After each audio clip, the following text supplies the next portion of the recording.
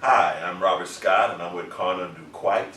She's the Supervising Program Administrator for the Continual Improvement Unit here at Santa Clara Valley Water District. And she's going to tell us about their CPAR system. Karna, what is the CPAR system? What does that mean? Sure, Robert. The CPAR system stands for Corrective and Preventive Action Request System. Okay. For help for our audience, quick definitions. Corrective action is an action that's used to address a process that has completely broken. Okay. Something's totally broken and failed. What are the actions immediately to repair the situation and prevent its recurrence down the road? Okay. A preventive action is a type of action that addresses a process that is in place, it's functioning, but it's weak and it's susceptible to breaking down in the future. Okay. So it's a way to look at the risks around a particular process and try to take action to reinforce the process so it doesn't fail. Okay. Okay, so that's the difference. All right. And we have a web-based system in which we document observations of any process that is broken down or is potentially weak. Okay. And the same system we also use to document opportunities for improvement. Okay. Sounds like I can use this system at home. You could definitely use it at the water district. Well, there's things at home that's, like breaking down. Yeah. And so needs to have some kind of corrective action. But anyway, so great. So tell me about how this system has been used. Sure. So the system has been used as a way for us to analyze any potential weaknesses with any of our processes, potential risks, anything that, as I mentioned a moment ago, is either totally broken down or we see down the road is going to break down. And those are documented as observations. Okay. Once an observation is made and physically entered into this web-based system, so an individual just goes online, clicks on the icon, an online form opens up for them, they type in their observation.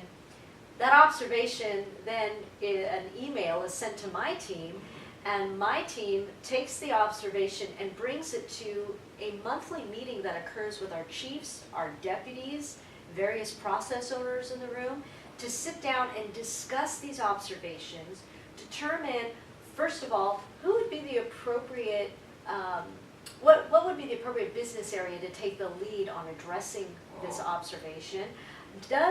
Based on the observation, is there district-wide applicability happening here? Once someone is assigned, or a business area has been assigned to start analyzing the observation, they're going to develop a root cause analysis. Okay. Then they're going to develop to get at what the real issue is based on the observation. Then they're going to develop an action plan to address the root cause. Then they're going to determine, okay, once the action plan is complete, how do we know that the plan has even been effective? So that is their area of responsibility. Once that's developed, that comes back to this monthly meeting, and the chiefs, the deputies, process owners will sit down and discuss it to determine, okay, the action plan does look suitable. It does appear to be addressing the root cause of the matter.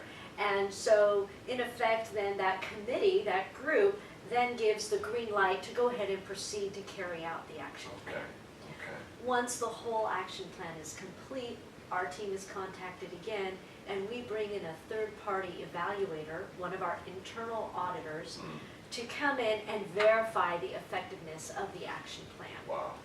And then, if it's determined that it's been effective, it can return back to the committee, and we recommend that that CPAR be closed. Okay.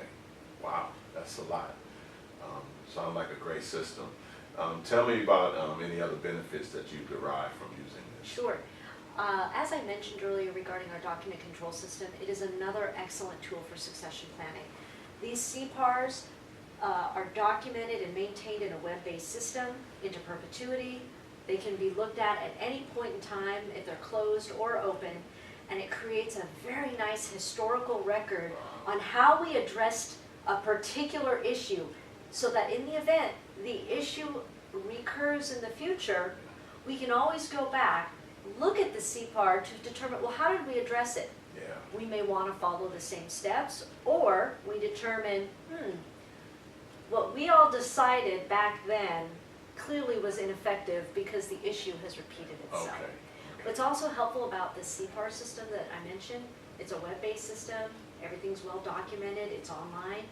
We can attach whatever we want to the CPAR, photos, reports, maps, all of that is very helpful so that Videos? Videos in the event of, as we're continuing with our succession planning, a new employee can always go back, and having visual evidence on how we addressed a particular issue has become extremely valuable for us.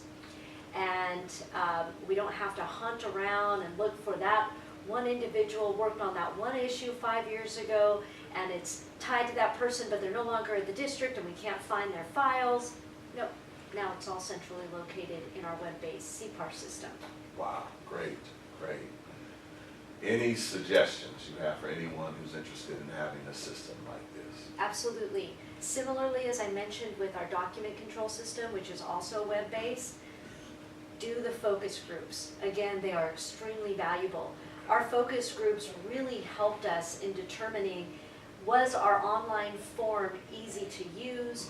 Did the terminology we used, did it resonate with them? Did they understand the terminology? If they didn't, what did resonate with them? Should we express it in more simple terms, or should we have made the terms more sophisticated? So again, the focus groups are invaluable. Okay, great. There it is, the CPAR system here at Santa Clara Valley Water District. And again, I'm with Karna DuQuite. This is a system that, again, you might want to check out.